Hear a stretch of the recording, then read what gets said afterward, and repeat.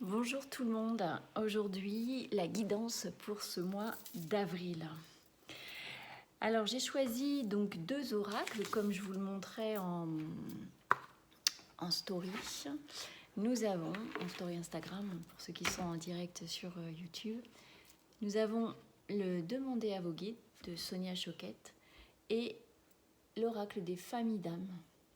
Qui est super intéressant parce qu'il nous connecte au savoir passé et ce que nous disent en fait nos familles d'âmes, ces familles d'âmes rencontrées et dont on a fait partie tout au long de nos incarnations. Pour commencer, on va donc traduire ces cartes. Nous avons la bravade, les guides guerriers. Nous avons les gardiens de la joie, associés aux restrictions, aux mises face aux restrictions. Nous avons vérité et moi supérieur. Regardez comme elle est belle. Cette flamme intérieure qui guide.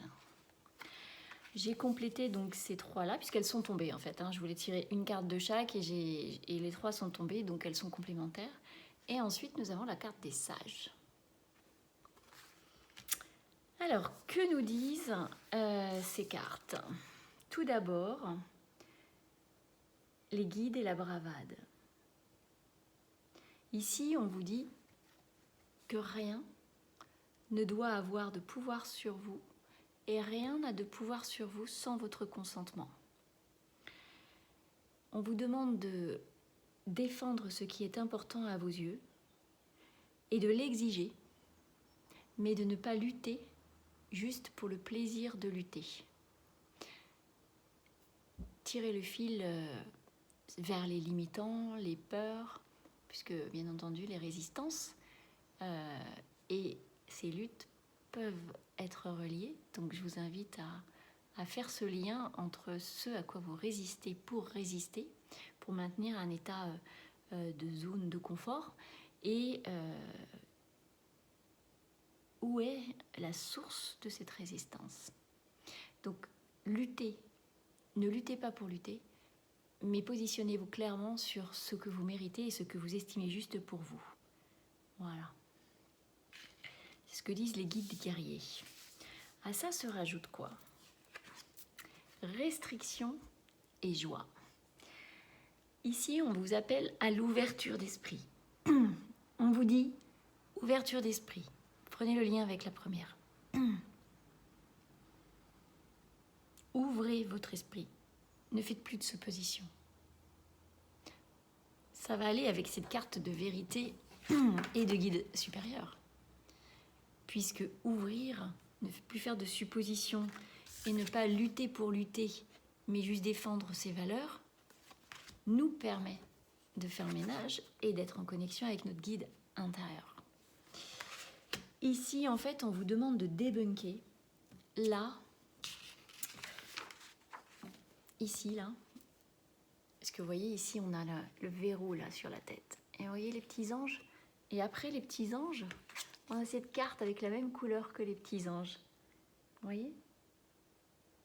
Donc l'ouverture d'esprit, ne faites plus de suppositions qui vous mènent à une impasse et qui pourraient vous mener à encore plus de frustration, donc de résistance, et donc de guerre, de bataille intérieure et extérieure.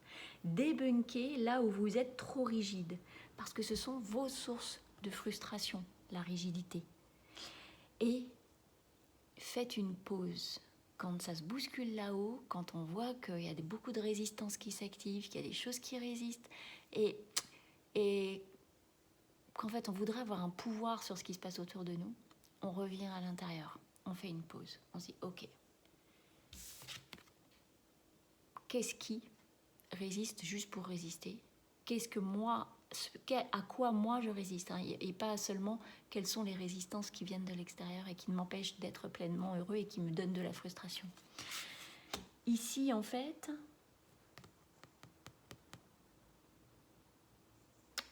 on vous dit en fait que même quand une situation est critique, elle n'est pas grave et qu'il faut toujours regarder les deux côtés de la face. C'est l'histoire du verre à moitié vide, du verre à moitié plein. on regarde, le verre est moitié fait de ça, moitié fait de ça. On regarde. Et c'est identique, et c'est pareil, on va en parler tout à l'heure, c'est pareil pour le passé, c'est pareil pour plein de choses. On peut regarder, analyser, faire une rétrospective, et derrière, en fait, constater les compétences qu'on a malgré les épreuves, constater les bienfaits et les accueillir et les honorer, même si elles ont été accompagnées de choses moins sympas et plus frustrantes, voire plus tristes et dures. Ainsi, ce ménage étant fait, nous arrivons sur cette carte de la vérité, le moi supérieur. Ici, qu'est-ce qu'on vous dit? Faire un bon diagnostic, dixit les deux dernières cartes, les deux premières cartes, est déjà la voie de la guérison. Bien diagnostiquer, c'est déjà le début de la guérison. Donc se regarder, sans jugement, en vérité, avec discernement, comme si on était plusieurs personnages à l'intérieur. Puisqu'il ne faut pas oublier que nous sommes faits de plein et d'une multitude de protagonistes. Et demandez l'aide clairvoyante de votre guide intérieur. Si vous avez besoin de ça, n'hésitez pas à revenir vers moi. Ainsi, vous allez pouvoir ajuster finement votre vérité. Les résistances diagnostiques, en fait, on est sur un mois, ici en avril, où on vous demande de faire le diagnostic. Diagnostic de ce début d'année, qu'est-ce qui a fonctionné, qu'est-ce qui n'a pas fonctionné, où est-ce que moi je suis frustrée, quelles sont mes résistances à tout cela. Et je diagnostique, j'ai déjà une solution dans le diagnostic. À ceci se rajoute la carte des sages. Que dit la carte des sages? Elle dit « La folie du monde m'emporte ». Quand la folie du monde t'emporte, quand tu perds ton discernement puisque tu te laisses happer par l'extérieur, reviens à toi. Diagnostic, reviens à toi. Connexion, c'est cette carte, en fait, elles sont complémentaires, votre moi supérieur et les sages dans vos familles d'âmes. Connexion à la sagesse universelle. Humour. Nous étions tout à l'heure sur les gardiens de la joie. La frustration et la joie ne font pas bon ménage. Revenir à la parole juste. Accueillez toutes vos polarités. Accueillez toutes vos polarités. Vos résistances nourrissent une polarité. C'est ok. Elles ont été aussi alimentées par une histoire. C'est ok. Diagnostiquer, c'est déjà guérir. On vous demande en fait, en effet, ici, de faire un diagnostic. Et cette carte des sages dans nos familles d'âmes nous dit qui je suis moi pour ne pas être moi-même. Qui es-tu toi pour me dire qui je suis? Vaste question, parce que le monde est plein de personnes qui vous disent qui vous êtes. Mais qui ne vous guident pas forcément vers la reconnaissance par vous-même de qui vous êtes, en ayant fait ce diagnostic bienveillant et complet, et aussi intégrer votre vision globale, ce qui vous anime et ce en quoi vous avez du mal à croire parfois. Et ici, quelle facette j'aime mettre en avant? Pourquoi? Et quelle facette de moi j'ai tendance à cacher? On est vraiment dans la recouvrance diagnostique, le chemin de guérison et recouvrance de toutes nos polarités. Pour ce mois d'avril, voilà ce qui vous est demandé. On va voir si on a un message complémentaire qui nous est fourni. Alors ici maintenant, il vous est demandé de faire preuve de beaucoup plus de discernement.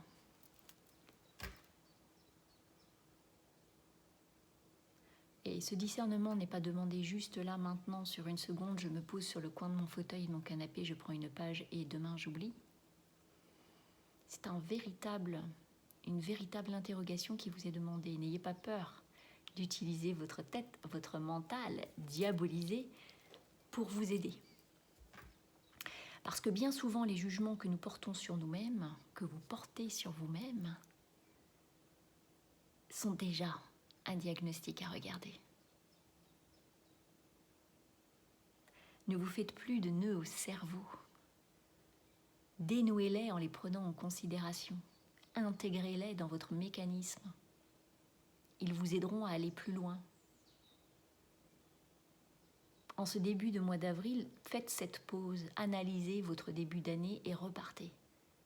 Nous vous l'avons dit, cela va être, ce seront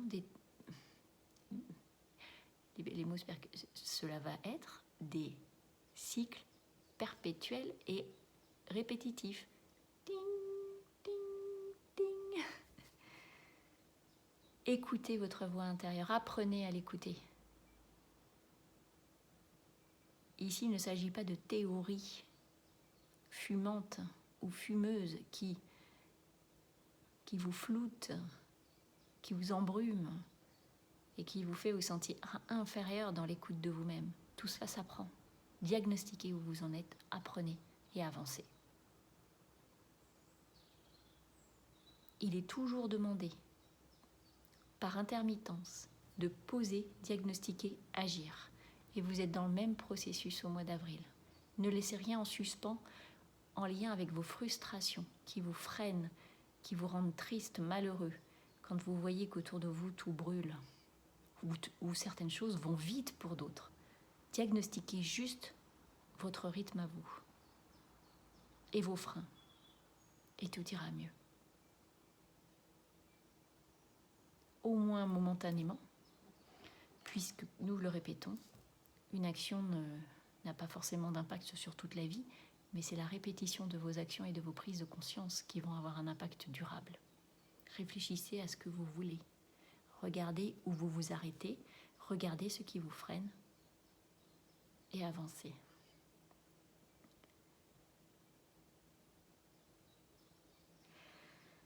Alors, plus globalement, on nous dit que ce mois d'avril est un mois cher et aussi triste. Il va réunir deux polarités, des fins et des joies, comme des gains et des batailles. Des batailles de valeur ont plus de chances d'être gagnées plutôt que des batailles d'ego et de corps émotionnel, qu'ils soient individuels ou collectifs, ou de classe, puisqu'il y a à nouveau aujourd'hui des luttes de classe. C'est ce qu'il se passe. Et ces classes sont empreintes de corps, de leur propre corps émotionnel, de leur propre corps de souffrance. Et c'est là où les résistances pour résister n'ont pas de chance d'aboutir à quelque chose d'harmonieux et d'équilibré, alors que des résistances pour des valeurs, des vraies valeurs, en lien avec l'humain, le collectif, la joie et le plaisir de vivre ensemble, pour que chacun, non pas arrête d'être frustré, ou ne soit plus dans une frustration quelle qu'elle soit, mais pour que chacun, par ses valeurs défendues, atteigne la satisfaction, quelle que soit la classe à laquelle il appartient. La vérité n'est pas la même pour tous. Entendez-le bien. Et c'est pour ça que des luttes de classe faussent le regard sur la bataille des valeurs. Je crois que ça mériterait un sujet de conférence. Soyez observateur de cela, ne vous impliquez pas au-delà de ce que vous ressentez comme valeur, mais impliquez-vous pour défendre ces valeurs.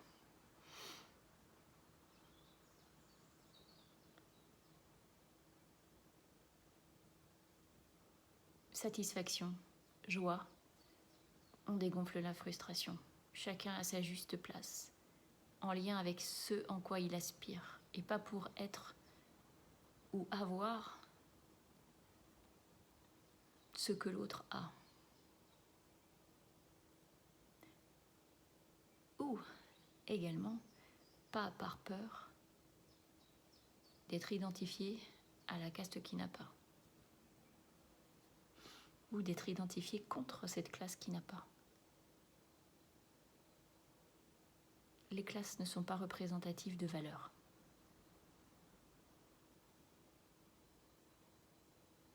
Ce mois est un mois aussi de discernement et de juste positionnement du moi et de regard sur le collectif et d'implication dans le collectif. Mais ceci est aussi valable dans votre famille, dans votre cercle professionnel, partout. Puisque chaque élément fait partie du collectif et nourrit quelque chose et participe à ce qui est nourri dans le collectif. C'est une question encore de responsabilisation puisque nous sommes aussi sur une année de responsabilisation et de positionnement vrai, authentique, affirmé. Bas les masques. Et un masque ne cache pas la vérité puisqu'on voit le masque. Donc on sait qu'il y a une autre vérité. Débarrassez-vous des vieux costumes. Tout n'en sera que plus juste. Et merci. Merci au nom de chacun d'entre vous et pour chacun d'entre vous de toute cette implication que vous avez à défendre le collectif. Mais gardez bien le discernement. Voilà, voilà. Belle journée.